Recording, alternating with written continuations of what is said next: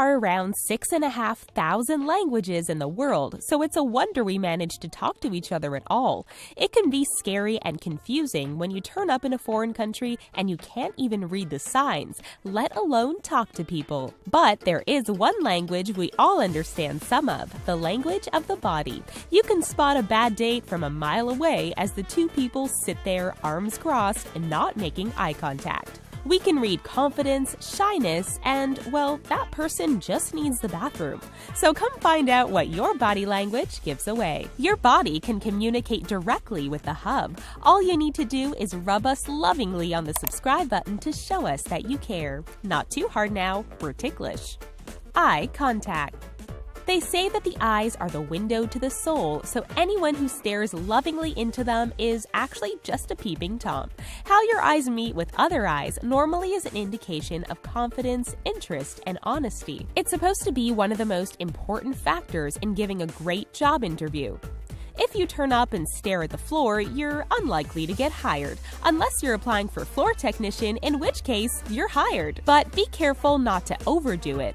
Good, strong eye contact is one thing, a hard stare is another. This is not universal though. In areas like Eastern Europe, it's fairly normal to have people stare at you on public transport. They're not being creepy or aggressive as people would assume in the UK or US, and it's fairly normal. Nail legs.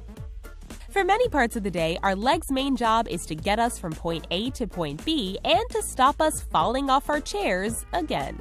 But when they're not stuffed under a desk or bouncing along the pavement, they can reveal your personality type. For men, the classic man-spreading shows a dominant person, someone who likes to be in charge and show everyone who's boss. They're the kind of people who give themselves "you da man" pep talks in the mirror every morning. In most European and Asian countries, men often sit with their left leg crossed over their right, with both pointing downwards. In the US, this would probably indicate a closed nature. But if one leg is horizontal with the ankle resting over the knee, then this is a confident and often argumentative pose. Imagine, if you will, a smug yoga teacher who is explaining why you shouldn't eat gluten.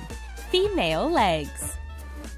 Female leg position has obviously been influenced by clothing, so a leg spread is pretty rare because it's seen as impolite in many cultures. As a result, most female leg poses involve the legs being together, but there's still plenty of variety in there. The more closed form is when one foot wraps around the back of the other leg. This is called an ankle lock. In both men and women, it's a sign of repression or fear. A study showed that 88% of people lock their ankles when sitting in a dental chair to have a procedure. Only 68% did it for just a checkup. The female power pose is both legs together in parallel and tilted to a slight angle.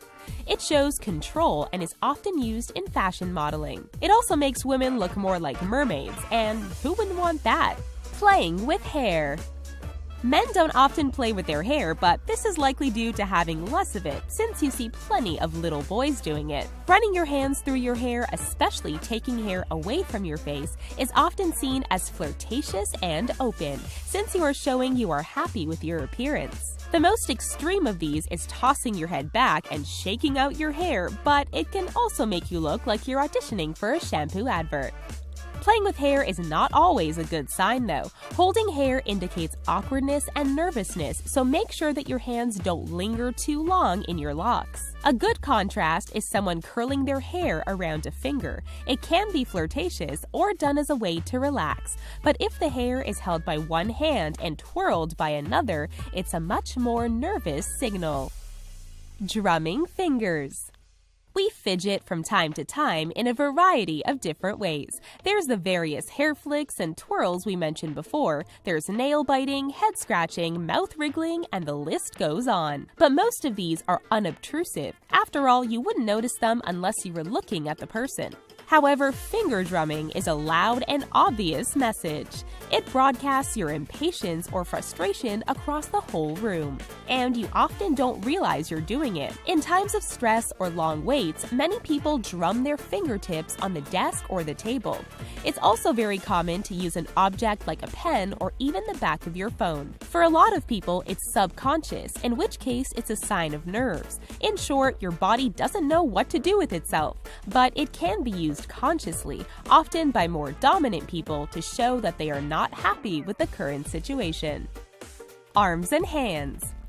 The most common body language signal of all is crossing your arms. You don't need to be a psychologist to know what it means. It's probably one of the first major signals that children learn to read. In fact, in every kids' cartoon, a parent with their arms crossed is a sign of big trouble. However, if your arms are crossed behind your back, the meaning is reversed. Shyness turns to fearlessness, anger becomes calm. Although, if you just committed a crime, this gesture probably means you're being arrested. Positive hand gestures include such things as rubbing your palms together. This shows that you're expecting a good outcome. Holding your palms open, facing up, makes you more trustworthy, since you are showing you have nothing hidden in them. Where you point your body. When it comes to body language, your chest is basically a big arrow, so where you are pointing it indicates where your interest lies. In a meeting, anyone whose chest is pointed away from the meeting is either not interested or disagrees with what's being said. Being bent forward with the chest aiming down is a sign of being guarded. You're not committing one way or the other. It's a good indicator of romance, too. People who connect well and are interested in each other will naturally be drawn to face each other. So if you're on a cinema date and they're leaning on the far armrest, there's probably no Hollywood happy ending for you. If you're at a party, it's a good way to pick out who is interested in who. People's heads will turn towards whoever is talking, but their body often indicates who they are truly wanting to listen to. Shaking hands. There's a lot of science involved in a simple handshake. Actually, they can be confusing for people from Asian cultures where this kind of body contact is pretty uncommon. There are many factors in a handshake: the pressure, the angle, what you do with your other hand. No one likes a weak handshake where it feels like you're waggling an old fish around. It implies a lack of determination and commitment. When it comes to your free hand, there are a number of different positions. Using it to cup the hand from beneath in a two-handed shake shows sincerity and a desire for closeness. But cupping from above shows dominance as you are trapping their hand between yours. Gripping the upper arm while shaking hands is also supposed to show togetherness. However, it has become synonymous with politicians, which gives it a slightly fake feel now. Lying.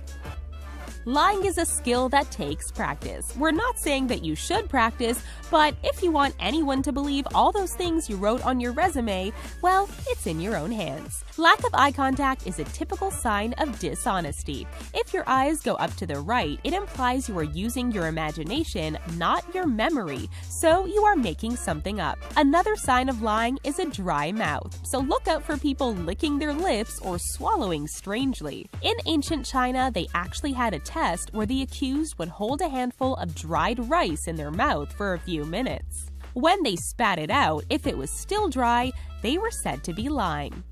Flirting. In a perfect world, you could just walk up to anyone you found attractive and tell them.